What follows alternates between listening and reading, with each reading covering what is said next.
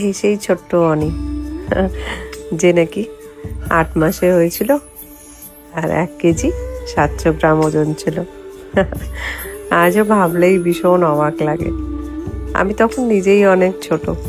খুব সত্যি কথা, মা জিনিসটা কি বা মা হওয়ার সেই যোগ্যতাটা সেই মুহূর্তে আমার মধ্যে একদমই ছিল না।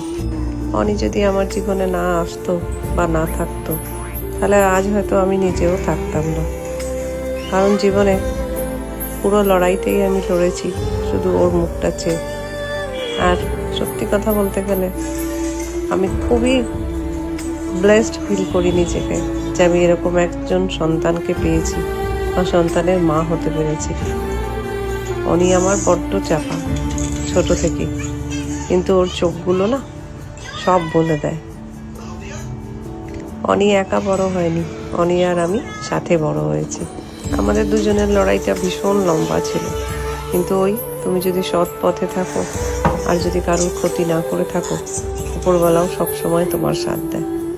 আর কদিন, ব্যাস তারপর তো অনেক কম্পিটিশনে তৈরি করবে, কোথায় জব হবে, কোথায় থাকবে।